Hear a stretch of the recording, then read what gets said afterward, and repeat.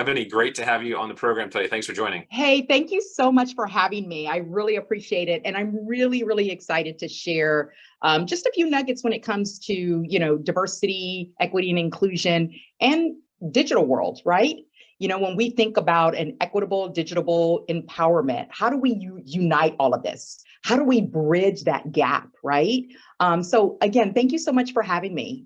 Ebony Travis Tichenor, Director of Global Wellbeing and HR Employee Policies, have spent my last 26 years at Boston Scientific, I'm proud to say. What I'd like to start off with saying is that as our world becomes increasingly digitized, it is so important than ever to ensure equitable access to technology and digital resources.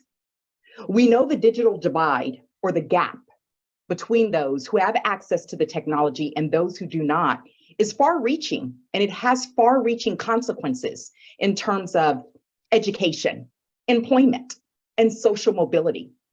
But to bridge this divide and promote equitable digital empowerment, we got to unite technology and diversity in meaningful ways. We know bridging the digital divide is a challenge, and it requires solutions for accessibility, affordability, and digital skills that touch social economies, infrastructure, and technology. And there are solutions that are available by using existing technologies that provide quality, reliable, and secure access, internet access, to enable an unfettered participation in this digital economy. Incorporating diversity, equity, and inclusion into bridging this divide can help ensure that everyone has equal access to technology and the internet. DEI can help address the root causes of the digital divide by ensuring that everyone, again, has access to this, regardless of who they are, their race, their gender identity, sexual orientation, or socioeconomic status. This can help create a more equitable society where everyone has an equal opportunity to succeed. Don't you agree? So how can we do this? Well, as we move towards this increasingly digital world, it's important to ensure that, again, and I will keep saying it, that everyone has access to this technology, but also to the skills needed to succeed. Equitable digital empowerment is such a critical part of bridging this digital divide and creating that more inclusive society.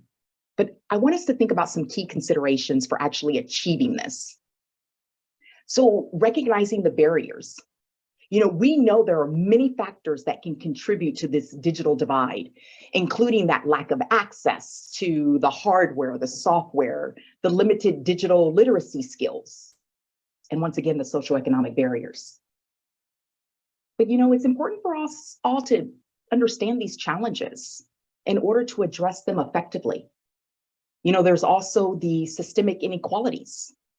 The digital divide is not just this technological issue. It's tied to a broader systemic inequalities. When we think about poverty or racism and discrimination, to achieve this equitable digital empowerment, we've got to address these underlying issues that exist, those barriers, so that we're better at creating, for example, the policies and programs that can promote that equity and justice for all. And providing access, it's just one of the most basic steps towards digital empowerment. And it's ensuring that everyone, again, has access to the necessary technology. In many communities, accessing the technology is limited. And it's limited by the factors, as you know, such as cost or the infrastructure or the education. But we can address that, for example, by providing this access through public programs, community centers, and schools. And we know we do that in a lot of areas.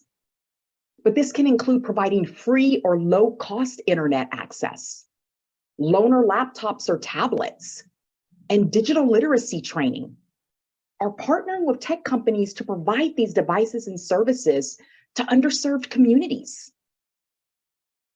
And building the digital literacy. Access alone is not enough. We know that.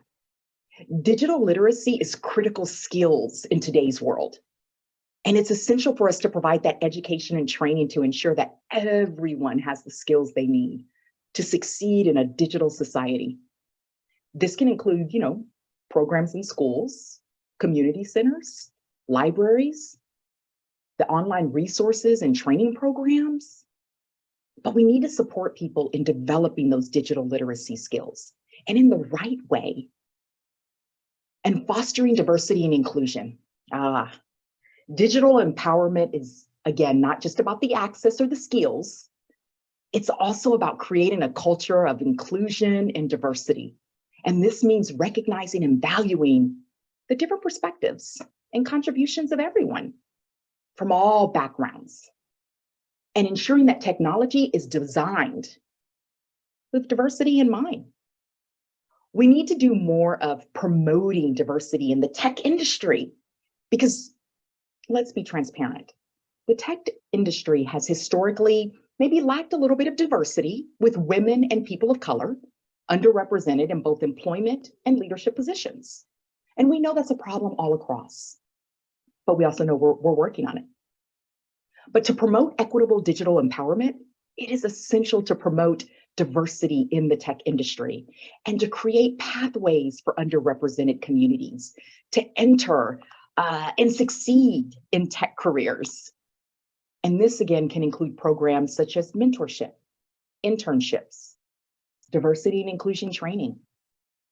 By uniting technology and diversity, we can bridge the digital divide, promote equitable digital empowerment for all. But we have to be willing to do it together. We have to be willing to join forces together to create a more just and inclusive digital society. Am I wrong? And last slide. I'll end with this. It takes a village, and it takes all of us to want to be committed into making a difference. We need to be the change we want to see. And I know all of you who are here today can do just that. And so I want to thank you all for allowing me the opportunity to share my passion and share what we could be doing more of to ensure that we bridge that gap.